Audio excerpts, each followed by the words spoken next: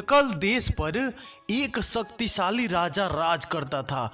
उसकी एक सुंदर, प्रतिभाशाली और बुद्धिमती पुत्री थी ऐश्वर्या। सुरीली आवाज की रानी और एक बेहतरीन नृत्यांगना होने के साथ साथ उसे वेद ग्रंथों का भी खूब ज्ञान था।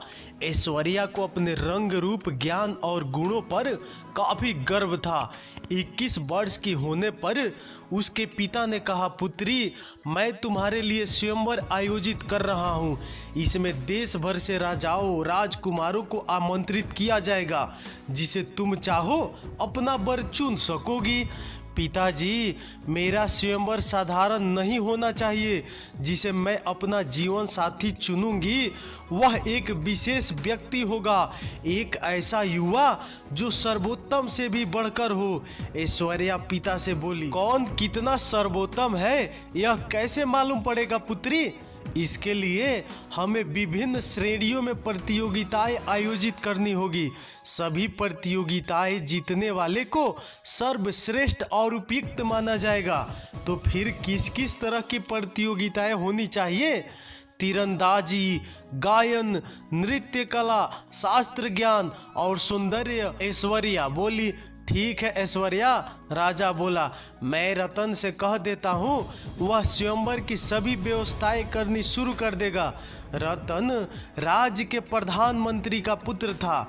ऐश्वर्या और रतन दोनों एक साथ पले बढ़े थे। किसी को भी मालूम नहीं था कि रतन मन ही मन ऐश्वर्या को चाहता था। वह जानता था कि ऐश्वर्या से विवाह करने की अपनी अभिलाषा को वह कभी व्यक्त नहीं कर सकता था। अब वह ठहरा एक मंत्री का बेटा और ऐश्वर्या इतने बड़े देश की राजवंश की राजकुमारी। 6 महीने बाद प्रतियोगिताएं प्रारंभ हो गई। दूर देशों से राजा, महाराजा, राजकुमार और राजसी पुरुष इनमें भाग लेने पहुंचे। सभी प्रजावासियों ने एक एक प्रतियोगी की प्रतिभाओं को देखा। हफ्ते भर ये प्रतियोगिताएं चलती रही और 8वें दिन परिणाम घोषित किए गए। कोई भी राजा या राजकुमार स्पष्ट विजेता नहीं बन पाया। कौशल का राजकुमार कामदेव सबसे सुंदर था, तो उल्लास राज्य का राजकुमार प्रकृति गायन में प्रवीण था। कृति नगर के नृत्यानंद ने नृत्य में अपना लोहा मनवाया, तो कांचीपट्टनम के पराक्रम सर्वोत्तम तीरंदाज घोषित किए गए।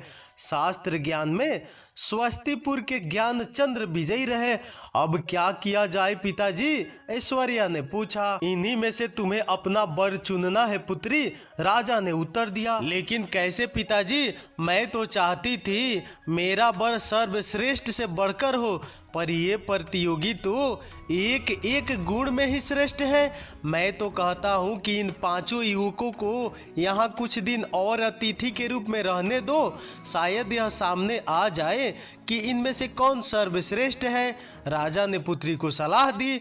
इस तरह 5 राजकुमार महल में कुछ दिन और रहे। स्वयं को सबसे श्रेष्ठ सिद्ध करने के लिए वे हर संभव प्रयास करने लगे। सूर्य की पहली किरण के साथ ऐश्वर्या को प्रकृति की मधुर आवाज में रोमांचकारी गीत सुनने को मिलते। वह नीचे बगीचे में खड़ा गा रहा होता। जैसे ही वह सीढ़ियों से उतरकर नीचे आती तो राजसी वेशभूषा में सजा धजा कामदेव राजकुमारी के समक्ष अपना प्रणय निवेदन रखने के लिए खड़ा रहता। इसके बाद ज्ञानचंद्र राजकुमारी के साथ वेदों और उपनिषदों पर विमर्श करना शुरू कर देता था। फिर पराक्रम भी कहाँ पीछे रहता, वह भी राजकुमारी को अपनी धनुर्विद्या का प्रदर्शन दिखाता। शाम के समय जब वह अपने कक्ष में आराम कर रही होती तो नृत्यानंद उसे नृत्य कक्ष में अपना शास्त्रीय नृत्य दिखाने के लिए बुला लेता। जैसे जैसे ऐश्वर्या उनके साथ समय बिता रही थी वैसे वैसे उनकी उलझन और बढ़ती जा रही थी। किससे विवाह करे, इस प्रश्न का उत्तर तलाश पाना स्वयं उसके लिए कठिन हो गया।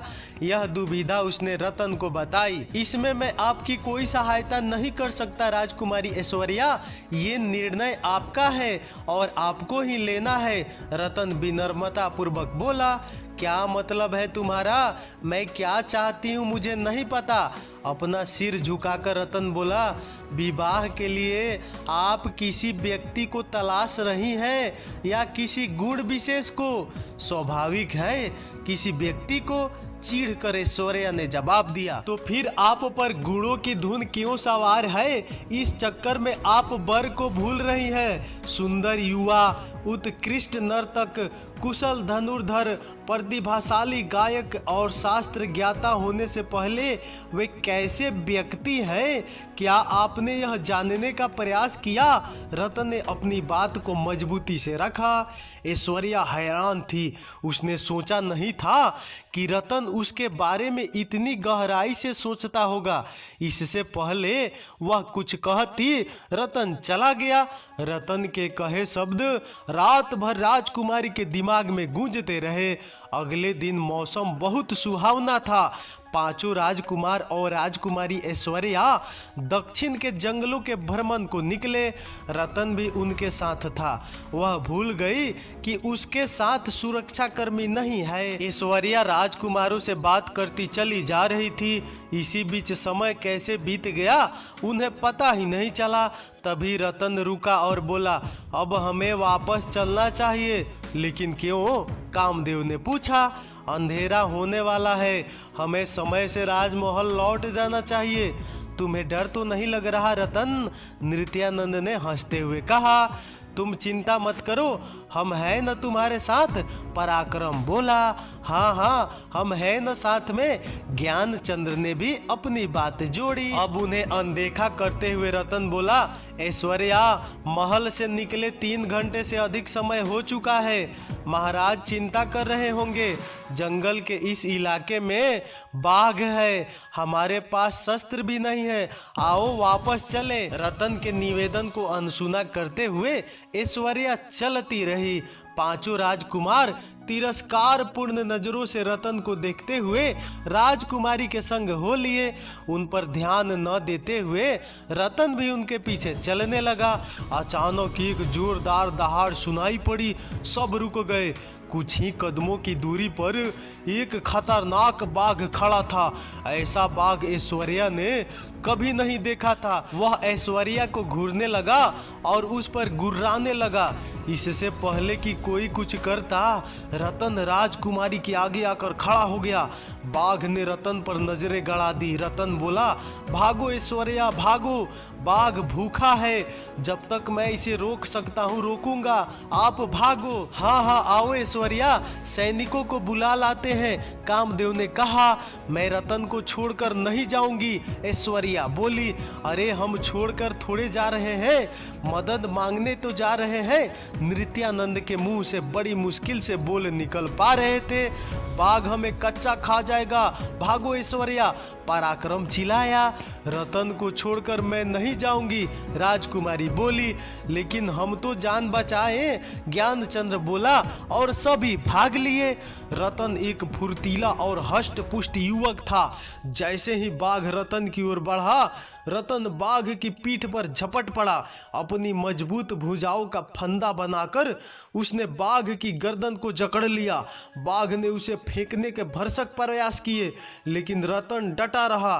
तभी बाघ की जोरदार चीख निकली और वह शांत पड़ गया। ऐश्वर्या ने पलटकर देखा, सुरक्षाकर्मी पहुंच चुके थे। उनके चलाए तीरों से बाघ धराशायी हो गया था। रतन उठ खड़ा हुआ। बाघ ने उसे कई चोटें पहुंचाई, लेकिन वे गंभीर नहीं थी। ऐश्वर्या दौड़कर रतन के पास पहुंची और उसका हाल पूछा। सुरक्षाकर्मी बोला, महाराज आप लोगों के लिए चिंतित हो रहे थे और उन्होंने हमें आपको तलाशने के लिए भेज दिया। रास्ते में वे पांचों राजकुमार हमें मिले और उन्होंने हमें बताया कि आपकी जान खतरे में है। अगले दिन ऐश्वर्या रतन से मिलने पहुंची। कैसे हो तुम रतन? मैं तुम्हें अपना निर्णय बताने आई हूँ। अच्छा, तो किसे चुना आपने? गायक, नर्तक, धनुर्धर, शास्त्र ज्ञाता या फिर वह सुंदर युवक? रतन ने उत्सुकता से पूछा। नहीं, इनमें से कोई मेरा पति बनने के योग्य नहीं है। मैंने ऐसे व्यक्ति को चुना है जो अपने से अधिक मेरे जीवन को महत्व देता है। रतन ने सिर उठाकर ऐश्वर्या के चेहरे की ओर घूर कर देखा। क्या आप सच कह रही हैं राजकुमारी ऐश्वर्या? हाँ, मैंने तुम्हें अपने पति के रूप में चुना है। अब मैं तुम्हारे दिल की बात जानना चाहती हूँ। मुझे अपनी जीवन संगनी स्वीकार करोगे? ऐश्वर्या, मैंने सदा आपको दिल से चाहा है। मुझे अपने योग्य समझकर आपने मुझे दुनिया का सबसे भाग्यशाली इंसान बना दिया है। 1 माह के पश्चात ऐश्वर्या और रतन का विवाह हुआ। इस भव्य आयोजन में सौंदर्य की प्रतिमा ऐश्वर्या और प्रसन्नचित रतन को देखकर उत्कल वासियों ने वर वधू की खूब वाहवाही की। तो दोस्तों, इस कहानी से आपको क्या शिक्षा मिलती है कमेंट में ज़रूर बताइए। और कहानी अच्छी लगी तो यार एक लाइक तो कर दो यार, प्लीज़ एक लाइक कर दो। तो चलिए अगले वीडियो में मिलते हैं, तब तक धन्यवाद, बाय बाय।